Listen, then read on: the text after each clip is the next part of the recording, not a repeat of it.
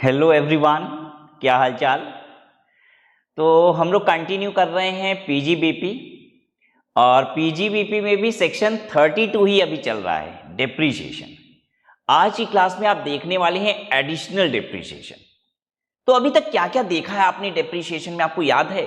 सबसे पहले आपने पढ़ा था कि डेप्रीशिएशन अगर आपको चार्ज करना है तो किन कंडीशंस को मीट करना पड़ेगा। तो there are two conditions, if you meet those conditions only then you can charge depreciation. Then उसके बाद आपने क्या देखा? उसके बाद आपने ये देखा कि डेप्रीशिएशन चार्ज करने के लिए आपके पास एसेट होनी चाहिए और आपके पास डब्ल्यूडीवी भी होनी चाहिए। अगर डेप्रीशिएशन चार्ज हो ही नहीं सकता अगर आपके पास एसेट नहीं है या फिर डब्ल्यूडीवी नहीं है, कुछ भी मिसिंग है तो आप डेप्रीशिएशन चार्ज नहीं कर पाएंगे। फिर उसके बाद देखा कि डेप्रीशिएशन आधा हो जाता है अगर asset is put to use for less than 180 days. तो अब आप क्या देखने वाले हैं कि डेप्रीशिएशन ज्यादा हो जाता है, right? You will get additional depreciation. अभी तक आपने देखा था कि डेप्रीशिएशन आधा हो जाता है, अब देखते हैं डेप्रीशिएशन ज्यादा हो जाता है। आइए देखिए कब मिलता है डेप्रीशिएशन अधिक। Computation of additional depreciation. Just let me know कि एडिशनल डेप्रीशिएशन अगर आपको मिलेगा तो एसएससी को अच्छा लगेगा कि नहीं? ऑब्वियसली अच्छा लगेगा। क्यों अच्छा लगेगा? क्योंकि जितना ज्यादा डेप्रीशिएशन उतना प्रॉफिट कम और उतना टैक्स कम, राइट? और हर कोई चाहता है कि टैक्स कम हो, तो additional depreciation is in benefit to the SSC. Additional depreciation shall be available at the rate of 20%, 20% के रेट से मिलेगा। किस पे मिलेगा? Of the actual cost, of the actual cost. एक बात बताइए, अभी तक जो आप डेप्रीशिएशन पढ़ रहे थे उसको हम लोग नॉर्मल डेप्रीशिएशन बोलेंगे, ठीक है? ये है एडिशनल डेप्रीशिएशन और जो अभी तक पढ़े थे वो था नॉर्मल डेप्रीशिएशन। नॉर्मल डेप्रीशिएशन किस पे मिलता था? एक्चुअल कॉस्ट पे, सिर्फ पहले साल एक्चुअल कॉस्ट पे, उसके बाद डब्ल्यूडीवी पे, ठीक है? यहां पे किस पे मिलेगा? एक्चुअल कॉस्ट पे ही मिलेगा, ठीक है? Of the new plant and machinery. ओ अगली बात, न्यू प्लांट एंड मशीनरी पे मिलेगा। तो यानी आपको बाकी एसेट्स पे, क्लास ऑफ एसेट्स पे नहीं मिलेगा। So there were 4 class of assets if you remember. What were those 4? Building, furniture fitting,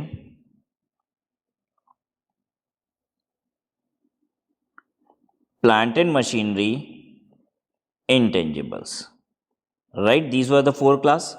If I am talking of additional depreciation, तो अब आपको क्या क्या बता रहा है, ध्यान से सुनिए। एडिशनल डेप्रीशिएशन में नंबर 1 कह रहा है बिल्डिंग पे नहीं मिलेगा, फर्नीचर फिटिंग पे नहीं मिलेगा, इनटेंजिबल्स पे नहीं मिलेगा।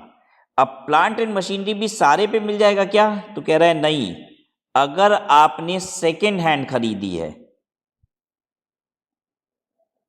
तो हम आपको एडिशनल डेप्रीशिएशन नहीं देंगे, सेकेंड हैंड पे भी नहीं देंगे। देखिए क्या लिख रहा है, of the new plant and machinery.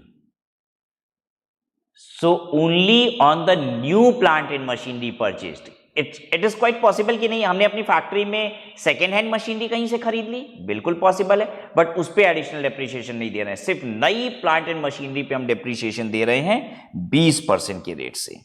यहां पे आपको डेप्रीशिएशन मिलेगा 20% के रेट से। अब ऐसा क्यों है मैं आपको बता भी दूं। एक्चुअली जब नई प्लांट एंड मशीनरी की मार्केट में डिमांड क्रिएट होती है ना, तो पूरे इकोनॉमी का मूवमेंट बहुत फास्ट हो जाता है। देश की इकोनॉमी तेज चलती है। मैं आपको बताता हूं क्यों। एक्चुअली जब आयरन, देखिए मशीनरीज वगैरह आयरन एंड स्टील से बनती है, ठीक है? और ये हेवी मशीनरीज बड़ी बड़ी फैक्ट्रीज में बनती है। तो सबसे पहली बात तो आयरन एंड स्टील इंडस्ट्री में ढेर सारी इंप्लॉयमेंट आ जाती है, ठीक है? और ये आयरन एंड स्टील के लिए रॉ मटेरियल खरीदा गया होगा, ठीक है? तो एक्सट्रैक्शन वाली कंपनीज जो एक्सट्रैक्ट कर रही हैं आयरन ओर वगैरह, वहां पे डिमांड क्रिएट होती है और ये कंपनीज भी ह्यूज इंप्लॉयमेंट देती हैं, राइट? तो वहां पे इंप्लॉयमेंट जनरेट हो गई। अब ये बड़ा सेक्टर जो है प्रोडक्शन का, मैन्युफैक्चरिंग का, एक्सट्रैक्शन का, अगर यहां पे ह्यूज डिमांड क्रिएट हो जाए और यहां पे ह्यूज इंप्लॉयमेंट आ जाए तो यहां के वर्कर्स के पास परचेजिंग पावर आ जाती है। जब इनके पास परचेजिंग पावर आ जाती है तो ये जितनी भी फास्ट मूविंग गुड्स हैं, कंज्यूमर गुड्स हैं, ये सब खरीदते हैं। ये इलेक्ट्रॉनिक गुड्स खरीदेंगे, हाउस होल्ड गुड्स खरीदेंगे, तो हर सेक्टर में क्या होता है, मूवमेंट आ जाता है। Understood everyone? तो ये इसलिए government new plant and machinery पे बहुत फोकस भी करती है। ये जो बड़ी मशीनरीज बनाने वाली कंपनी है, अगर यहां पे डिमांड क्रिएट होती है ना, तो इकोनॉमी की साइकिल फास्टर मूव करती है, क्योंकि बहुत सारी चीजें इंटरलिंक्ड होती हैं यहाँ पे। And this is the reason government wants to give 20% additional depreciation if you go for new plant and machinery. आप बाई करेंगे तो एडिशनल डिप्रिसिएशन देगी। तो कभी कभी क्या होता है, बिजनेसमैन ऐसे सोचता है, एक काम करते हैं यार, ये मशीन तो खराब हो ही गई है, लेकिन फिर भी इसको चलाते हैं, खींचते हैं, अभी चलाते रहते हैं। क्यों? क्योंकि भाई नई प्लांट एंड मशीनरी खरीदेंगे तो इन्वेस्टमेंट हो जाएगी अच्छी खासी।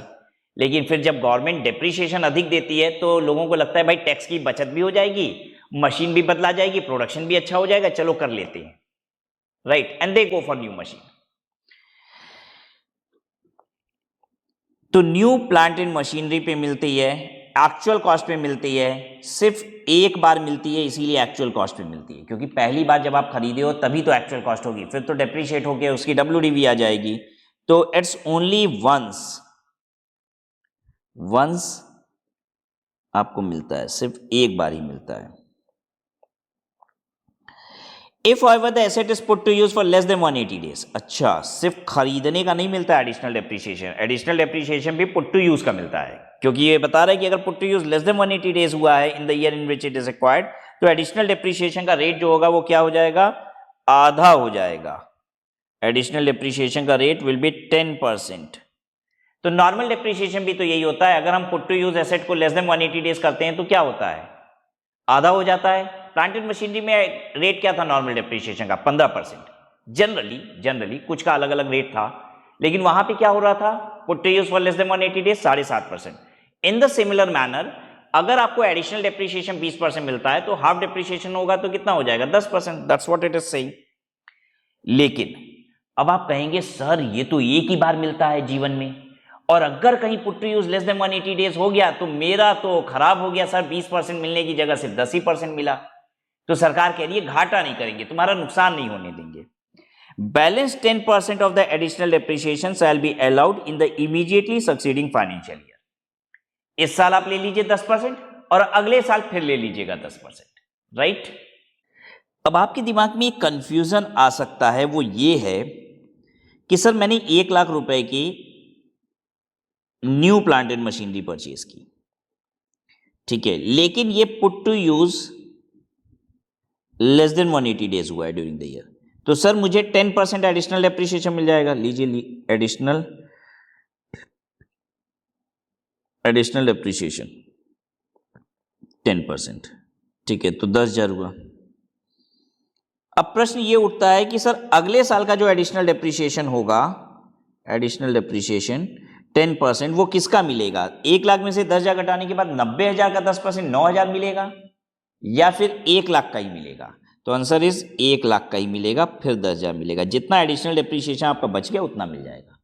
तो जो भी आपका कॉस्ट का एडिशनल डेप्रिसिएशन बनता है 20%, उसका हाफ अभी ले लीजिए, हाफ अगले साल ले लीजिएगा, ठीक है।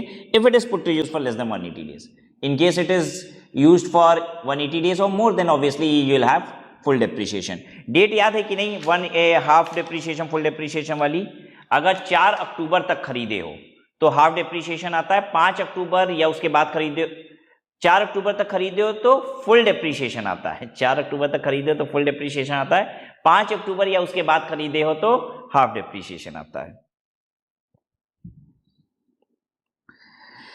To claim additional condition depreciation the following condition should be satisfied. Additional depreciation अगर आपको क्लेम करना है तो ये नीचे दी गई कंडीशन सेटिस्फाई होनी चाहिए।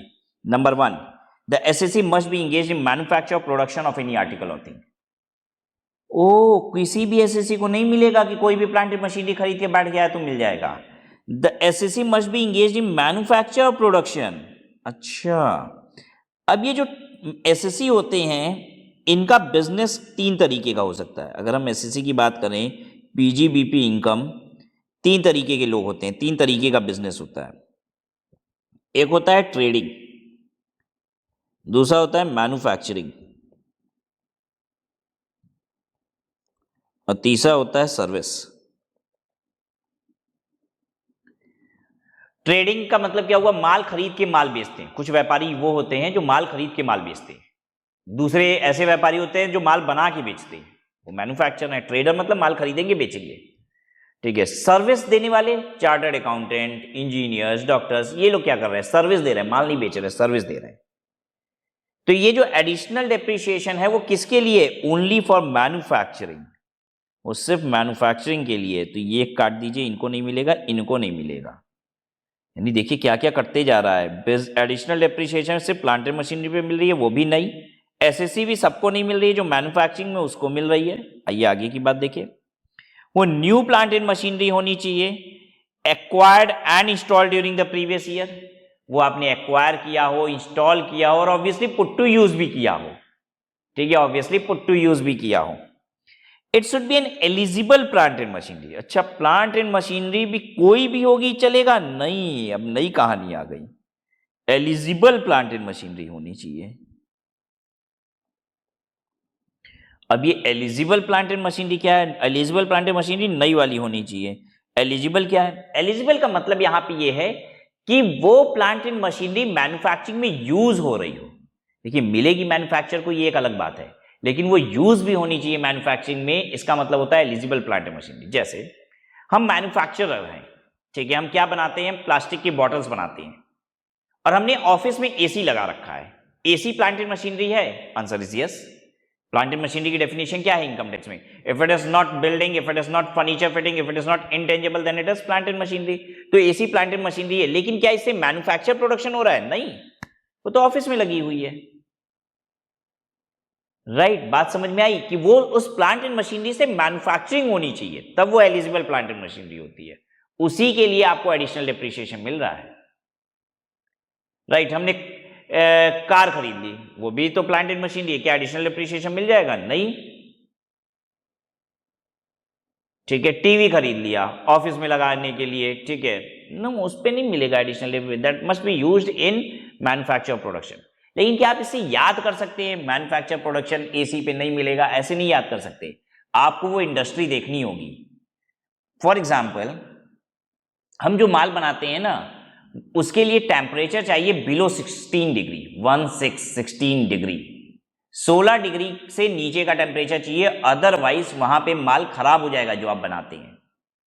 तो इसलिए हमने अपनी फैक्ट्री में 50 एसी लगा रखी है, टेम्परेचर 16 डिग्री के नीचे लाते हैं।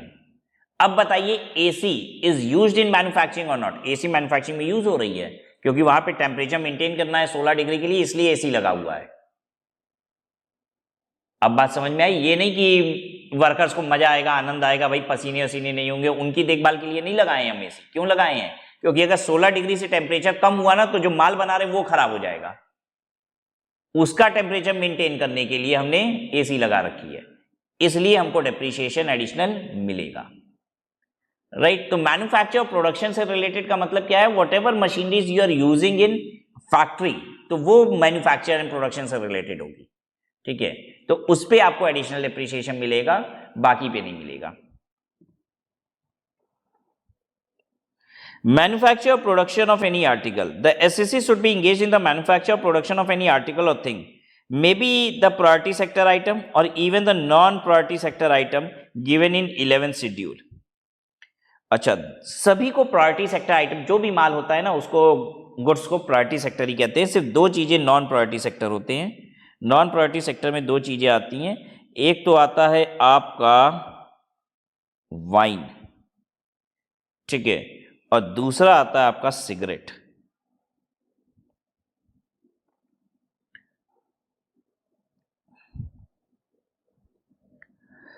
सिगरेट और वाइन, ये जो होता है नॉन प्रायोरिटी सेक्टर आइटम है।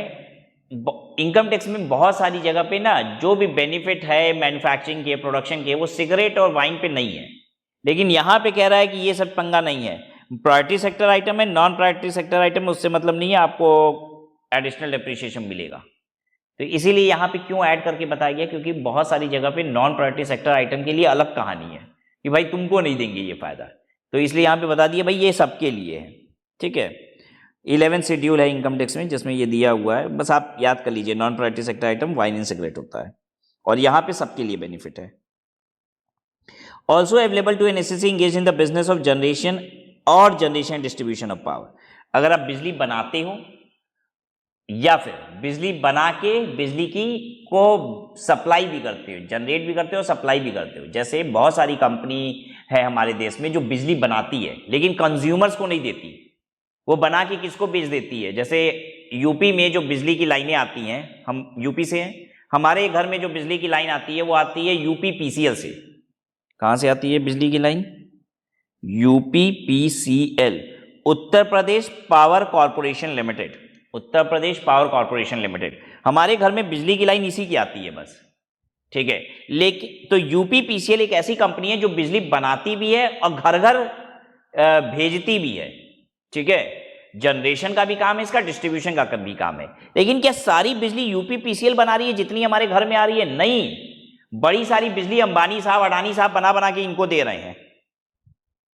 मतलब मेरे कहने का मतलब है कि बहुत सारी कंपनियां मार्केट में हैं जो बिजली बना रही हैं लेकिन कंज्यूमर को डायरेक्ट नहीं दे रही है। वो किसको बेच दे रही होंगी? यूपी पीसीएल को।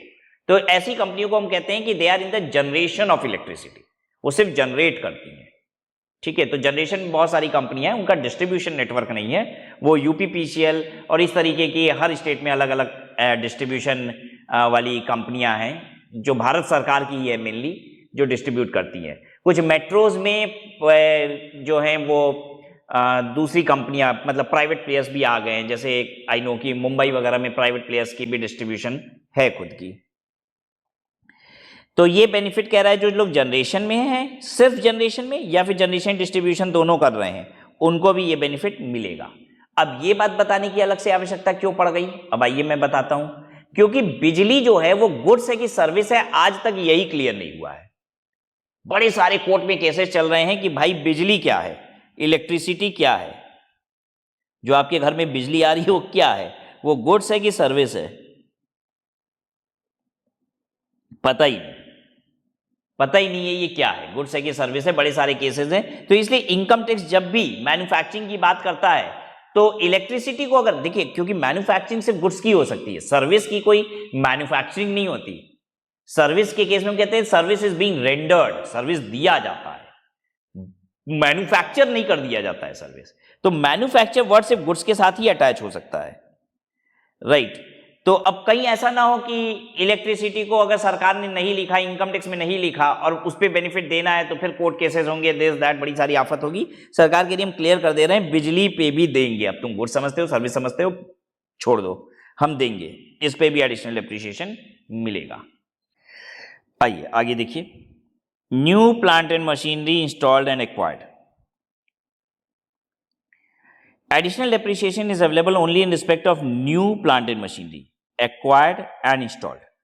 Additional depreciation shall not be available if any machinery or plant which before its installation by the SSC was used either within or outside India by any other person.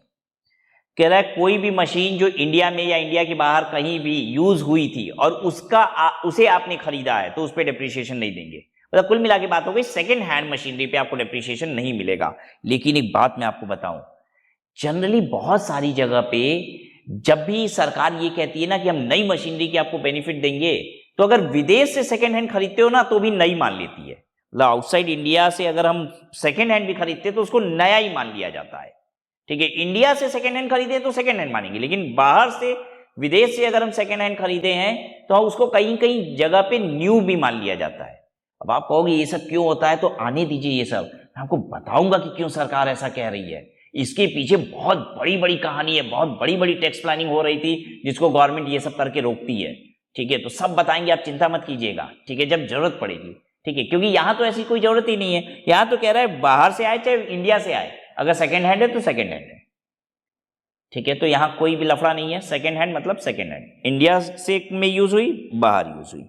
यहां पे benefit भी देखिए, manufacturing में सारी manufacturing को दे रहा है, प्रायोरिटी सेक्टर है, नॉन प्रायोरिटी सेक्टर है, सब पे दे रहा है, ठीक है। Now coming to eligible plant and machinery, ये मैंने आपको समझा दिया कि एलिजिबल प्लांट एंड मशीनरी का मतलब होता है वो प्लांट एंड मशीनरी जो मैन्युफैक्चरिंग में यूज हो रही है।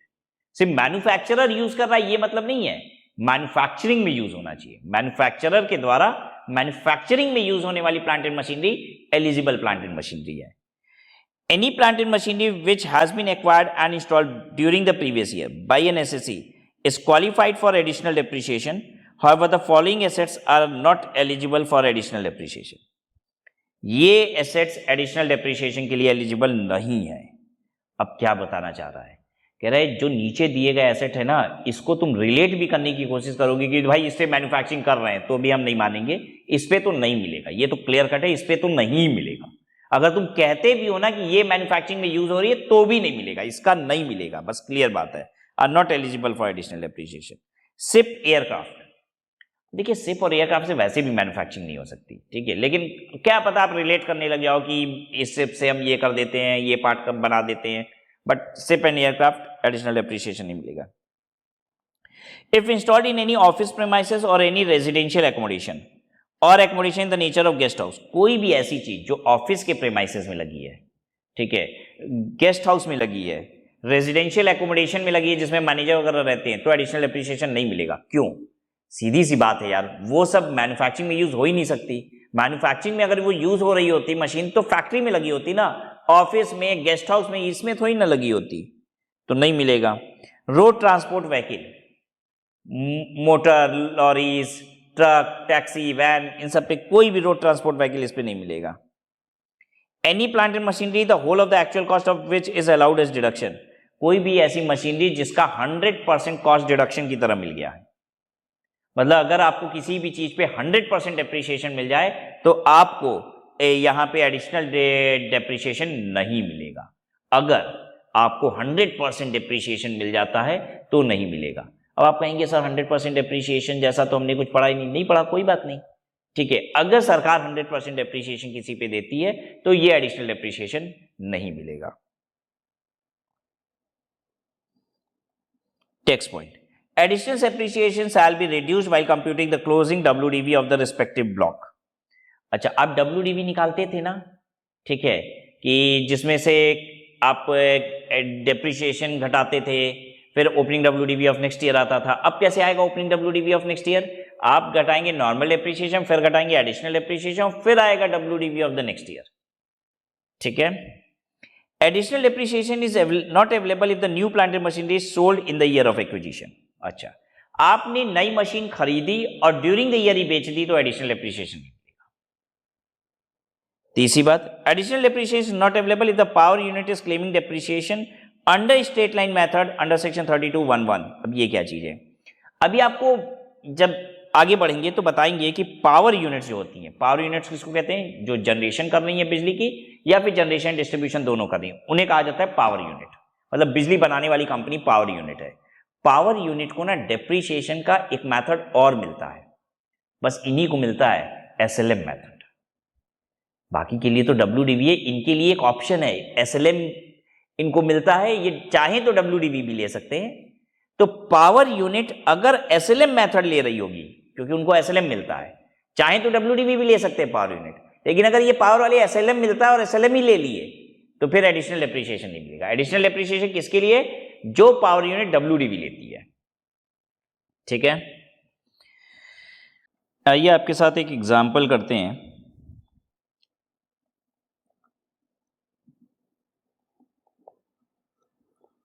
ओपनिंग WDV और द एसेट वाज 1 लाख, ठीक है। ये एक मैन्युफैक्चरिंग कंपनी है, ठीक है, और हम इसका प्लांट एंड मशीनरी का ब्लॉक बता रहे हैं जो कि 15% वाला है, ठीक है। ओपनिंग WDV इसमें 1 लाख था, प्लस इसने परचेज किया एलिजिबल प्लांट एंड मशीनरी, क्योंकि सिर्फ प्लांट एंड मशीनरी बोलेंगे तो फिर नहीं चलेगा ना। Eligible new plant and machinery, eligible है, न्यू है, प्लांट एंड मशीनरी है। जल्दी बताइए एडिशनल डेप्रिसिएशन मिलेगा? हाँ, अब मिलेगा। ये खरीद लिया आपने 5 लाख रुपए का, ठीक है। ये मान लेते हैं A, B था, ये आपने C खरीद लिया है और अब आपने सेल कर दिया A को, सिर्फ A को सेल कर दिया 5,50,000 का। पॉसिबल? हाँ भाई पॉसिबल तो कुछ भी है, ठीक है। आज वो मशीन A डिप्रिशिएट होते होते भले 1 लाख रुपए के टोटल ब्लॉक के अंदर है वो, लेकिन ओरिजिनली ये खरीदी गई थी बहुत महंगी और आज के दिन में इसकी प्राइस और भी बहुत ज़्यादा 10 गुनी 20 गुनी हो चुकी है, ठीक है। तो बिक गई 5,50 की। अब ये क्या पोजीशन आएगी? 5,50,000 बचेगा। इसको कहेंगे WDV रेलेवेंट फॉर डेप्रीशिएशन। इसमें से आपको मिलेगा normal depreciation eight the rate of 15%।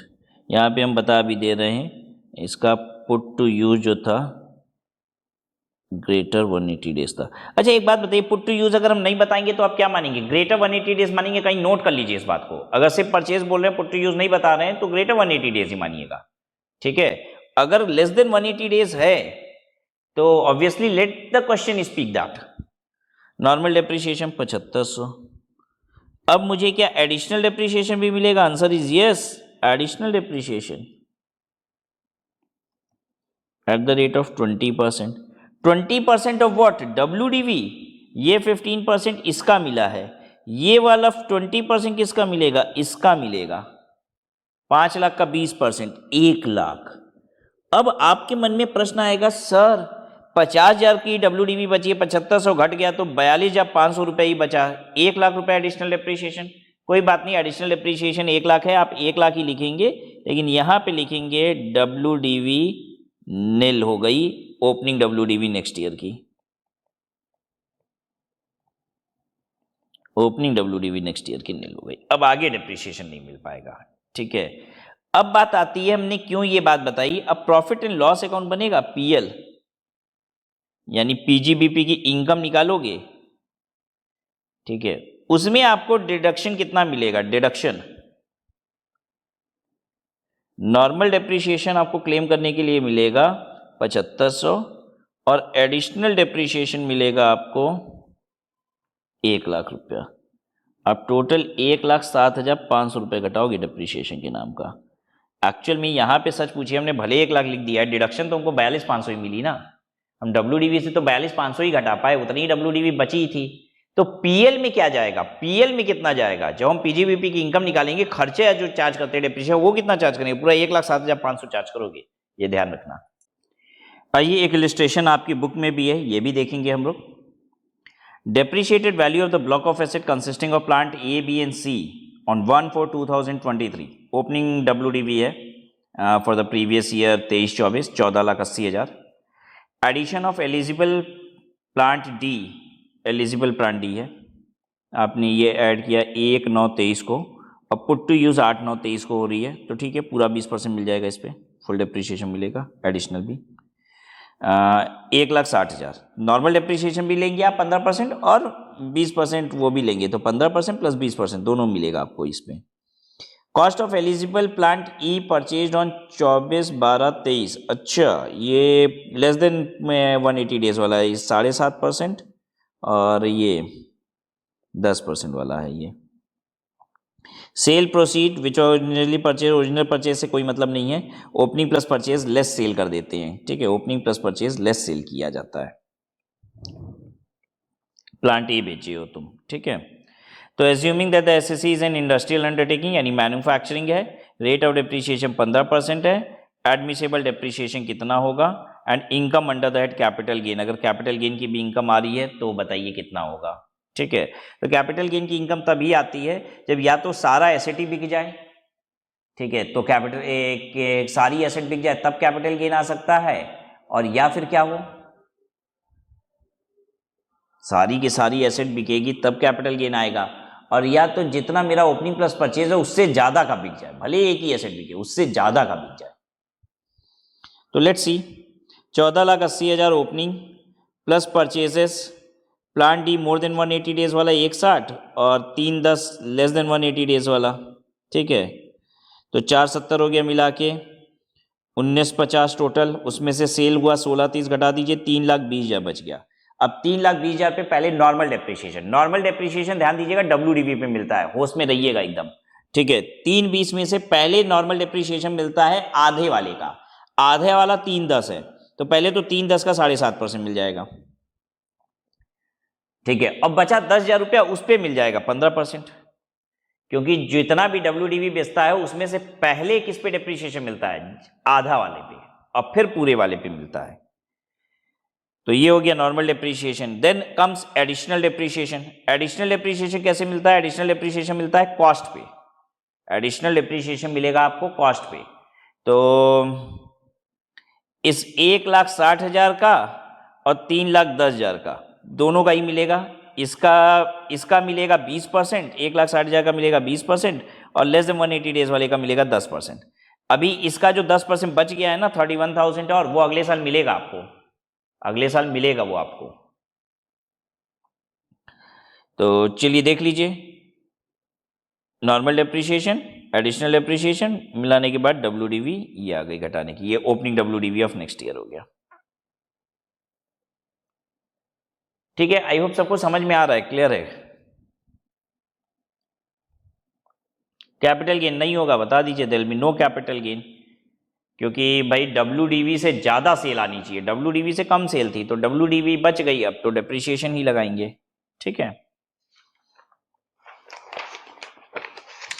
एक और इलस्ट्रेशन है, ये भी करते हैं। Vishal Limited is engaged in the business of manufacture of computer hardware since 1996. During the previous year 23-24, the following assets are acquired and put to use. Rate of depreciation 15, 30 और 60% है। ठीक है, अब आप दिमाग नहीं लगाया करिए, क्वेश्चन में जो लिखे सब मान लीजिए, 15 है, 30 है, 60 है, होता है एक्चुअल में नहीं होता है, कोई मतलब नहीं है। Whatever it's saying, do it. Number of assets in the block 11, 12, 17. Depreciated value of the block, ये सब फिगर इन थाउजेंड्स है तो 18 लाख, 25 लाख, 5 लाख। सब में एडिशन भी हुआ है 57 लाख का, ब्लॉक 2 में 4 लाख का और ब्लॉक 3 में 17 लाख रुपए की एसेट ऐड हुई। सेल हुआ है 8,000 का, 28,70,000 का और 42 लाख रुपए का। Plant A, B and C are acquired during May 23 and put to use during September 23। ABC तीनों का तीनों put to use greater 180 days है, सारे पे पूरा डिप्रिशिएशन होगा। नहीं, पुट टू यूज ड्यूरिंग सितंबर।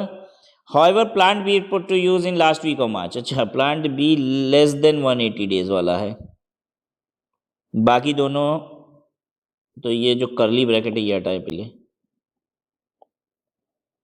ये लेस देन 180 डेज वाला है, बाकी दोनों ग्रेटर इक्वल टू 180 डेज हैं।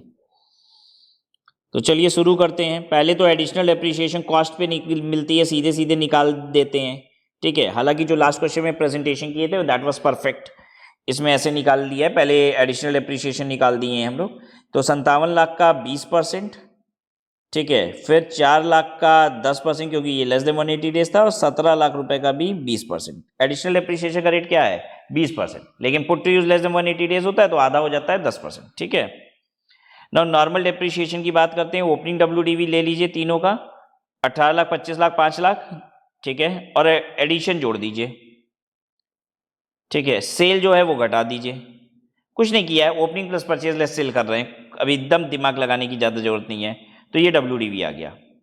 अब WDV आ गया तो अब इस पर नॉर्मल डेप्रिसिएशन लगाइए। ये 15% वाला ब्लॉक था, देखिए ये 15% डेप्रिसिएशन है।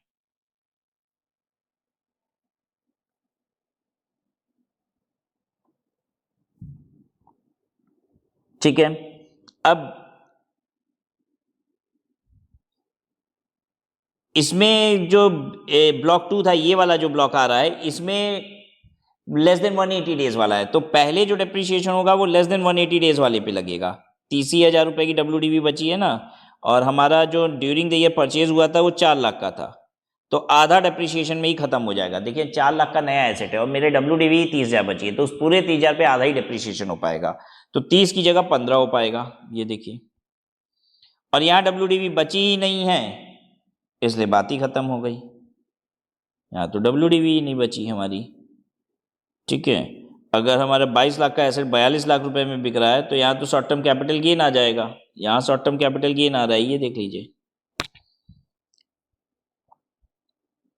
लेकिन अब आपको ये बात बहुत अच्छे से पता है, डेप्रिसिएशन नॉर्मल वाला मिले ना मिले, एडिशनल डेप्रिसिएशन जरूर मिलता है, कॉस्ट पे मिलता है, उसका WDV से कोई लेना देना नहीं है।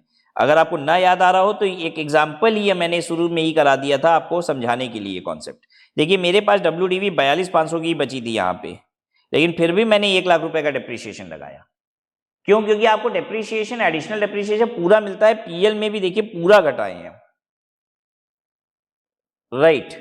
तो एडिशनल डेप्रिसिएशन नील भी हो गया, कोई फर्क नहीं पड़ता है। एडिशनल डेप्रिसिएशन आपका यहाँ पे जितना बनेगा, जो भी एसेट थी, ठीक है, जो हमने एडिशनल डेप्रिसिएशन ये कंप्यूट किया है यहाँ पे, ये आपको एडिशनल डेप्रिसिएशन मिलेगा ही मिलेगा। 1140 40,000 और 340,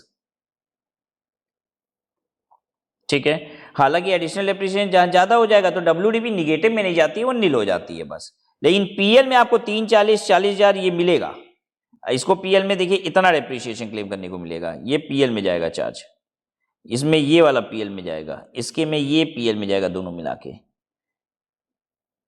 इससे कोई फर्क नहीं पड़ता कि आपके पास WDV बची थी कि नहीं बची थी, एडिशनल डेप्रिसिएशन कॉस्ट में मिलता है और जितना होता है उतना आपको मिलेगा। You will be eligible to claim this depreciation in your profit and loss account.